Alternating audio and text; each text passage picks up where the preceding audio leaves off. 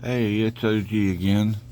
Um, I got started on the 66 Malibu SS, and I remember telling you that I was going to do some refiguring and updates on it and stuff. I built this kit, I don't know how many times, a lot. It was originally put out in 77, and but anyway, here's a picture of the man. This camera. Okay, this is the kit. 66 Malibu Chevelle. Okay. And I've noticed over years of building it, I'm like, there's a bunch of parts that I don't. As I said before, I try to make my cars look real, detail them to make them look real. And there's some things that I didn't like about it. First thing I didn't like about it was the tires for the rear. These are the original tires that come in the kit. Okay. They're like, the rims in this thing's quite big.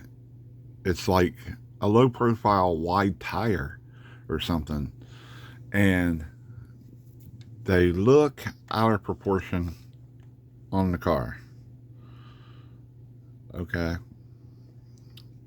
And I'm just like, it's crazy the way it looks. I'm like, I don't like that. So I went and found another pair of slicks that I really did like, and they're solid, not two piece. I really like these. These are the rims that come in the kit. They're center lines, super tricks, something like that. Or I was going to use competition resin, the 8-hole weld wheels for funny cars and prairie stocks. But then I got to looking at it, and I was like, I really don't like that either. So I went ahead and I said, well, I'll just keep this center lines or super tricks on it. Well, as you can see, this slick fills up the fender well quite nicely, and it looks more realistic. Okay. Once I gotta build a smaller. I want to put a smaller tube in this, so it won't be moving around once it's assembled. This is one correction I wanted to fix. So I've been doing this. Then I found these backing plates, and they was for a dragster or a funny car, can't remember. So I took and I cut the back plate completely off of them. Okay. Cut the back plate, made them flat. That way I could, because these rims is quite wide. Yeah. See how wide they are? I mean, they're almost as wide as my thumbnail. And if you ever seen me in person, I'm a big dude. Anyway. Anyway. So, we're going to keep the super tricks. That's what I call them. They're selling super tricks, whatever. So, and we're going to use this backing plate because it's highly detailed. It's got disc brakes on the back of it, double piston. It's a really cool looking. When I find these in like model parts boxes and stuff, I put them in a bag because I really like using these on models. And as you can see, since I modified it, it pops in the back, so it's good to go. like I said, I'll put a piece of tube inside the wheel that will slip onto that, or I can use these slip over the axles on the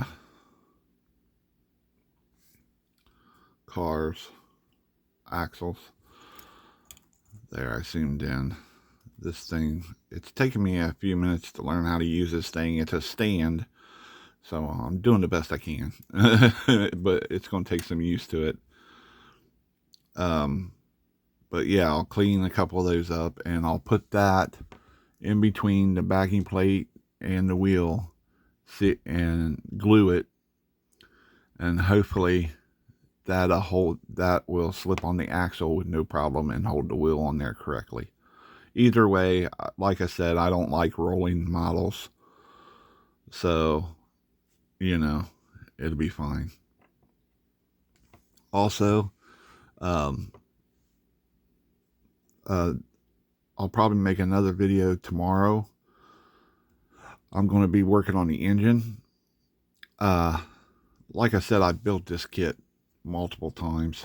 Matter of fact, I've just built this kit like 2 or 3 years ago.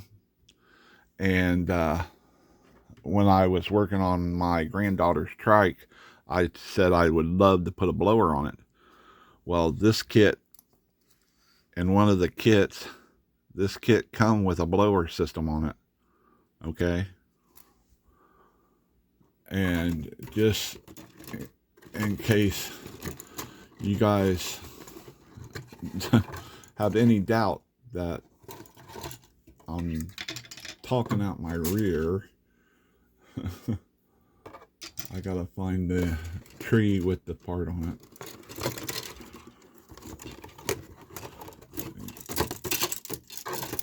Oh, come on now. Well, fiddle. Okay. There's the blower belt out of the new kit that I opened. As you can see, this is the same engine. Okay. But this time, all this stuff will be cut apart separate, be mounted separate, and it'll have its own rubber belt on it. If I choose to do this. I don't know yet. I'm still debating. But yeah, I was going to try to put this blower on my granddaughter's creamsicle trike, and I was like, man, I can't use it. So I stuck it back up here on the shelf. But yeah, I have model cars for days in boxes in my shed. I got to go through them. I really need to go through them and bag them up and try selling them at yard sales or put them on Marketplace, something. Like I said, it's getting out of hand. But here's another one. I cut trimmed the back off, and it goes in there like that. I like these slicks. They don't have nothing on the side, so you can put a really nice decal on them. M&H or Goodyear or whatever you want to put on it. Blue Streak, you know, anything. But these look really good, I think, on that Chevelle. As for the front tires, these, again, I don't get it. They're the same, pretty much the same height as the rear ones. There's a little difference, not much, maybe a 1/16. And I just never really liked these tires on that car, even though I built it. You know, like I said, I probably built 20 of those kits, and I probably got 3 of those kits out in the shed in gallon baggies. You know, all the pieces is there. It's just over the years glues fell apart because I don't have cases. I have a few cases, but most of my models set out in the open, and it's really difficult to keep them all clean because we live in front of a cornfield, And during that season, man, dust is just everywhere. We have a heck of a time. It's crazy. But anyway, I wanted to get with you guys about that. I think I fixed the problem with the rear. I'm going to go ahead and start assembling the engine here in a few minutes and go from there. And like I said, I really didn't like these tires, really. But I think it'd turn out really nice now since I'm doing it this way. And what I'm looking for is like a really sharp looking 60s drag car that anybody could build in their garage, you know, on a budget and this and that.